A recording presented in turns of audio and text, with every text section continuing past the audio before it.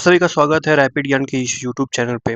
आज से हम स्टार्ट करने वाले हैं एसएससी सीजीएल सीएचएसएल टीयर 2 के कंप्यूटर पीवाईक्यू सीरीज को। आज है इसका डे नंबर 1। डे नंबर 1 पे हम करने वाले हैं computer PYQ series SSC CGL और सीएचएसएल के टीयर 2 में, जिसको हम मेंस एग्जाम भी कहते हैं। उसमें जो आए गए जो कंप्यूटर से रिलेटेड जो क्वेश्चन है उनके बारे में हम आज करने वाले हैं। उनके पीवाईक्यूज को देखेंगे ताकि आपके जो नेक्स्ट एग्जाम है जो कि 2026 में है, उसमें आप अच्छे से अच्छे मार्क्स को आप गेन कर सकें अपने कंप्यूटर के एग्ज़ाम में, और कंप्यूटर के एग्ज़ाम को आप क्वालिफ़ाई कर सकें ताकि आपका एसएससी में एक अच्छी पोस्ट लाने का सपना पूरा हो सके। चलिए बिना देरी करते हुए इस वीडियो को स्टार्ट करते हैं। तो हम सबसे पहले क्वेश्चन की ओर मूव करते हैं। सबसे पहला क्वेश्चन हमसे पूछ रहा है कंप्यूटर वायरस इज़ अ। एक कंप्यूटर वायरस क्या है? यहाँ पे ऑप्शन है आपका hardware, software, bacteria, firmware, spam. तो इसका जो सही आंसर होगा वो होगा ऑप्शन नंबर बी, सॉफ्टवेयर। जो हमारा कंप्यूटर वायरस है वो एक तरह का सॉफ्टवेयर है। सॉफ्टवेयर है वो one computer to another computer transfer होता है एक वायरस की तरह, इसलिए उसे हम एक सॉफ्टवेयर कहते हैं। तो आगे बढ़ते हैं क्वेश्चन नंबर 2 की ओर। क्वेश्चन नंबर 2 हमसे पूछ रहा है dash is an example of a third generation of a computer. यहाँ पे पूछ रहा है कि इन सब ऑप्शन में से कौन सा एक ऑप्शन है जो कि third generation of a computer से रिलेटेड है।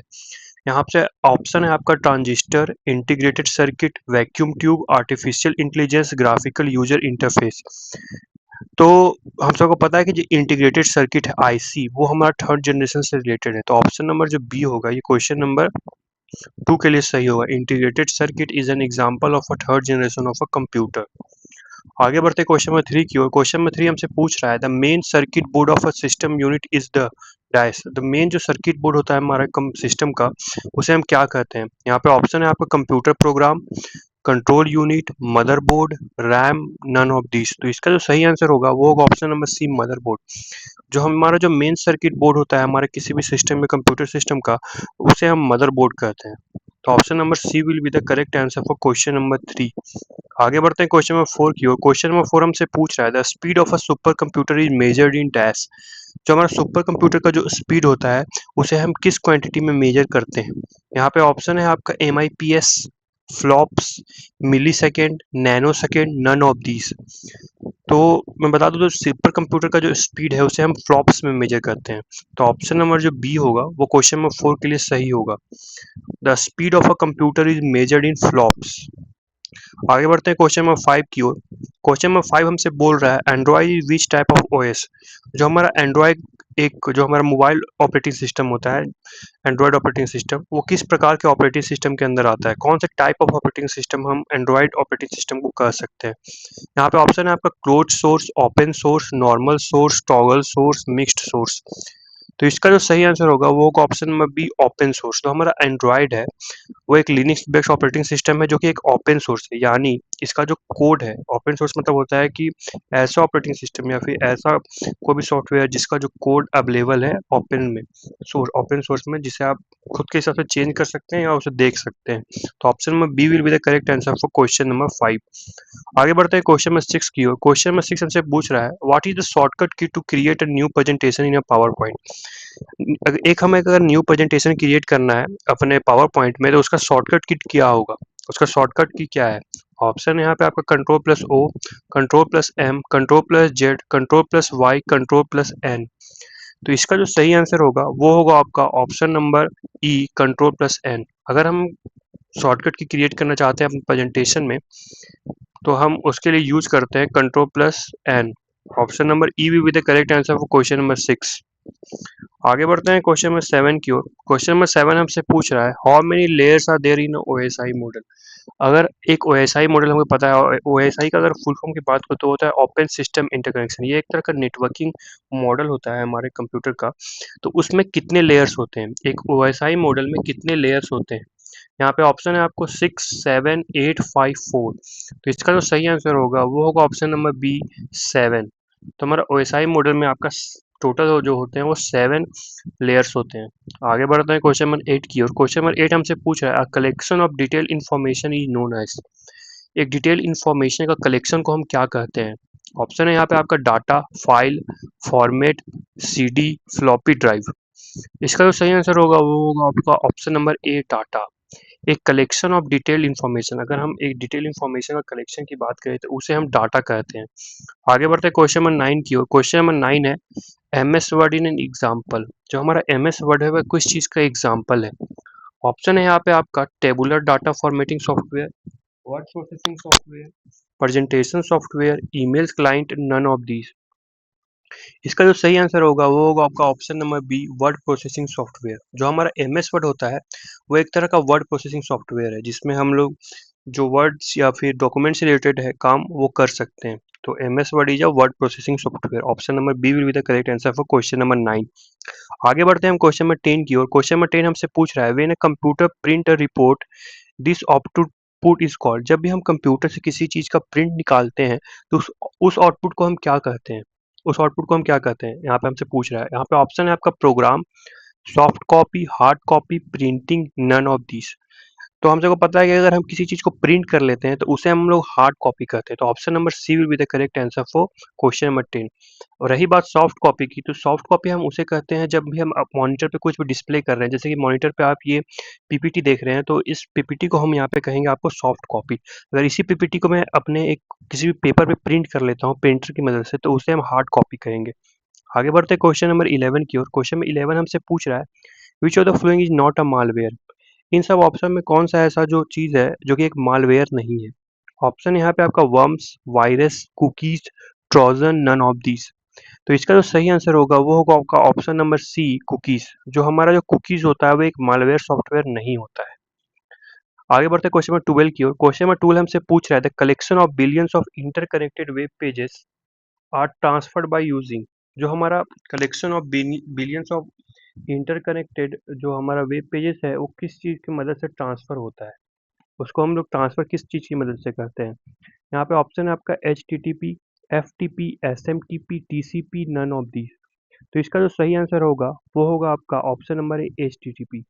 एच टी टी पी की फुल फॉर्म की बात करूँ तो एच टी टी पी का फुल फॉर्म होता है हाइपर टेक्स्ट ट्रांसफर प्रोटोकॉल। इसके मदद से ही हमारा जो इंटरकनेक्टेड वेब पेजेस होते हैं वो ट्रांसफर किया जाता है, billions of interconnected web pages transfer किया जाता है H T T P protocols की मदद से। आगे बढ़ते हैं हम क्वेश्चन नंबर 13 की ओर। क्वेश्चन नंबर 13 हमसे पूछ रहा है the deleted mail in Gmail account goes in which folder. यहाँ हमसे पूछना चाह रहा है कि अगर हम जीमेल में किसी भी मेल को डिलीट कर देते हैं तो हमारे उस किस फोल्डर में जाके वो सेव हो जाता है? ऑप्शन है यहाँ पे आपका ट्रैश, स्पैम, ड्राफ्ट, रिसीव्ड, स्टार्ड। तो इसका जो सही आंसर होगा वो होगा आपका ऑप्शन नंबर ए, ट्रैश। जब भी हम किसी भी ईमेल को जीमेल के अंदर डिलीट कर देते हैं, जीमेल एक वेब बेस्ड ईमेल सर्विस है, तो उसमें हम अगर किसी भी मेल को डिलीट कर देते हैं तो वो हमारे ट्रैश फोल्डर के अंदर जाके सेव हो जाता है, जो कि कुछ टेम्पोररी सेव्ड होता है, उसके बाद वो परमानेंटली डिलीट हो जाता है, वो ईमेल परमानेंटली डिलीट हो जाता है। आगे बढ़ते हैं क्वेश्चन नंबर 14 की ओर। क्वेश्चन नंबर 14 हमसे पूछ रहा है internal cookies are created when. जो हमारा कुकीज होता है वो कब होता है? कुकीज जो इंटरनल कुकीज होता है वो कब क्रिएट होता है, कौन सा टास्क करने के बाद जो हमारा इंटरनल कुकीज है वो क्रिएट हो जाता है? ऑप्शन है यहाँ पे restarting the computer, computer is idle, user browser loaded a particular website, formatting the computer, restarting the computer in a safe mode. तो इसका जो सही आंसर होगा वो होगा आपका option number C, user browser loaded a particular website. जब भी हम यूजर को जो ब्राउजर होता है वो किसी भी वेबसाइट को लोड करता है तो वहाँ पे हमारा कैच जो होता है वो क्रिएट हो जाता है। कैच नहीं, कुकीज, कुकीज जो होता है वो हमारे। चलिए तो आगे बढ़ते हैं क्वेश्चन नंबर 15 की ओर। क्वेश्चन नंबर 15 हमसे पूछ रहा है in a computer dash is a capable to store single binary digit. हमारे कंप्यूटर में कौन सा ऐसा चीज होता है जो कि एक सिंगल बाइनरी डिजिट को सेव करने कैपेबल है, सिंगल बाइनरी डिजिट को सेव करने के लिए? यहाँ पे ऑप्शन है आपका capacitor, flip flop, register, inductor, none of these. तो इसका जो सही आंसर होगा वो एक होगा option number B, flip flop. जो हमारा फ्लिप फ्लॉप होता है वो वो कंप्यूटर में हमारे कंप्यूटर में सिंगल बाइनरी डिजिट को सेव कर सकता है, कैपेबल होता है। ये एक तरह का सीक्वेंशियल सर्किट होता है। चलिए तो आगे बढ़ते क्वेश्चन नंबर 16 की ओर। क्वेश्चन नंबर 16 हमसे पूछ रहा है which of the following memory is volatile. इन सब मेमोरीज में कौन सा ऐसा मेमोरी है जो कि एक वोलेटाइल मेमोरी है? ऑप्शन है यहाँ पे आपका रैम, रोम, पी रोम, ईपी रोम, डबल ईपी रोम। तो इसका जो सही आंसर होगा वो होगा आपका ऑप्शन नंबर ए, रैम। जो हमारा रैम जो होता है वो एक तरह का वोलेटाइल मेमोरी है। और ये जो रोम है ये रोम, पी रोम, ईपी रोम, डबल ईपी रोम, इस सब के सब रोम के प्रकार है। तो इसका जो सही आंसर होगा वो ऑप्शन नंबर ए होगा, RAM. RAM is a volatile memory. आगे बढ़ते हैं क्वेश्चन नंबर 17 की ओर। क्वेश्चन नंबर 17 हमसे पूछ रहा है, which one is the spreadsheet application that comes with MS office software Google.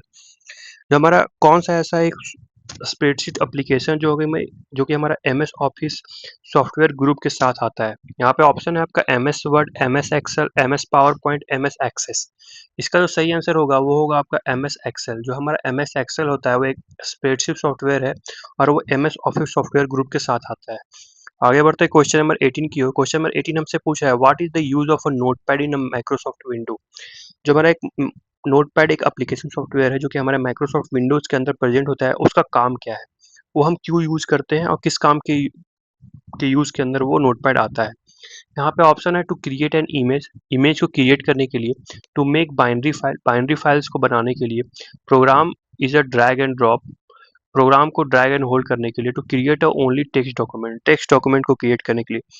तो मैं बता दूं नोटपैड जो हमारा होता है वो टेक्स्ट डॉक्यूमेंट को क्रिएट करने के लिए यूज आता है। तो option number D will be the correct answer for question number 18।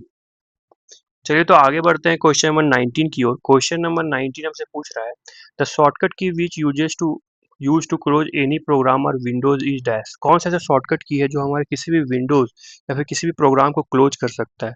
यहाँ पे ऑप्शन है आपका alt plus F4, alt plus tab, alt plus E F1। तो इसका जो सही आंसर होगा वो होगा आपका option number A, alt plus F4। जो हमारा अल्ट प्लस F4 होता है वो एक शॉर्टकट की है जिसकी मदद से हम लोग किसी भी प्रोग्राम या फिर विंडोज को क्लोज कर सकते हैं अपने कंप्यूटर के अंदर। तो अल्ट प्लस F4 को याद रखिएगा, वो यूज किया जाता है प्रोग्राम या फिर विंडोज को क्लोज करने के लिए। आगे बढ़ते हैं क्वेश्चन नंबर 20 की ओर। क्वेश्चन नंबर 20 हमसे पूछ रहा है, वीओआईपी स्टैंड फॉर। जो हमारा वीओआईपी एक प्रोटोकॉल होता है उसका फुल फॉर्म क्या होता है। यहाँ पे ऑप्शन दिए गए हैं आपका, voice over internet protocol, video over internet protocol, wireless over internet protocol, virtual over internet protocol. इसका जो सही आंसर होगा वो होगा आपका ऑप्शन नंबर ए, वॉइस ओवर इंटरनेट प्रोटोकॉल। जो वीओआईपी होता है वो जो उसका फुल फॉर्म होता है वो होता है वॉइस ओवर इंटरनेट प्रोटोकॉल। चलिए तो आगे बढ़ते हैं। तो यहाँ पे मैं आपको पहले बता देना चाहता हूँ कि अगर आपको कंप्यूटर एब्रिविएशन के लिए बेहतरीन तरीके से तैयार होना है तो आपको ये वीडियो देखनी चाहिए। ये मेरे यूट्यूब चैनल में प्रेजेंट है जिसका लिंक मैं आपको डिस्क्रिप्शन में दे दूंगा या फिर आई वर्जन में भी आपको ये मिल सकता है। यहाँ पे मैंने computer abbreviation, computer full form से रिलेटेड मैंने 100 एमसीक्यूज को किया है। यहाँ पे 100 एमसीक्यूज किए गए हैं, 100 कंप्यूटर एब्रिविएशन बताए गए हैं। अगर आप इस वीडियो को देख लेते हैं, 100 के 100 कंप्यूटर एब्रिविएशन कर लेते हैं, तो आपको इसके अलावा कंप्यूटर एब्रिविएशन से कोई भी और वीडियो देखने की जरूरत नहीं पड़ेगी। इसमें मैंने सारे के सारे कंप्यूटर एप्लीकेशन के वीडियो को कवर किया है जो कि आपके एग्जाम में आ चुके हैं या फिर आपके एग्जाम में आने के हाई हाई प्रोबेबिलिटी चांस हैं। तो अगर आप इस वीडियो को देख लेते हैं एक बार भी तो आपका कंप्यूटर फुल फॉर्म बिल्कुल पूरी तरीके से तैयार हो जाता है, बिल्कुल तरीके से तैयार हो जाएगा। उसके बाद आपको किसी भी वीडियो को देखने की जरूरत नहीं पड़ेगी। तो इस वीडियो को एक मस्ट वॉच वीडियो है, ये एक मस्ट वॉच वीडियो है, इसको आप जरूर से जरूर जाके अपने को देखिए। अगर आपको टाइम मिलता है तो जरूर से देखिए ताकि आप अपने कंप्यूटर के सिलेबस को और बेहतरीन कर सकें और ज़्यादा से ज़्यादा क्वेश्चन अपने एग्ज़ाम में कर सकें, जिससे कि आपका जो कंप्यूटर का जो सेक्शन है आपके एसएससी में वो क्वालिफाई हो जाए बिल्कुल ईजिली, ज़्यादा हेडेक नहीं लेना पड़े आपको। चलिए तो आज के लिए बस इतना ही। आज था ये डे नंबर 1। डे 1 नंबर पे हमने 20 क्वेश्चन किए जो कि पीवाईक्यूज हैं जो कि आपके एग्ज़ाम में आ चुके हैं और इसी तरह पर आगे क्वेश्चन आपके आने वाले एग्ज़ाम में भी आएंगे। तो हम नेक्स्ट और भी क्वेश्चन लेके आएंगे डे नंबर 2 पे, जहाँ पे हम और भी क्वेश्चन पीवाईक्यूज के रिलेटेड से बात करेंगे जो कि आपके एसएससी टीयर 2 मेंस के एग्जाम में आ चुके हैं, जिसका हाई प्रोबेबिलिटी चांस है जो कि अगले एग्जाम में भी आपके आएंगे। तब तक के लिए धन्यवाद। अगर आप ये वीडियो को आपको लगता है कि वीडियो आपके लिए हेल्पफुल है तो आप वीडियो को लाइक कीजिएगा और इस चैनल को सब्सक्राइब कीजिएगा ताकि आप ये चैनल ज़्यादा से ज़्यादा बच्चों तक पहुँच सके और ज़्यादा से ज़्यादा बच्चे इसका लाभ ले सके। तब तक के लिए धन्यवाद।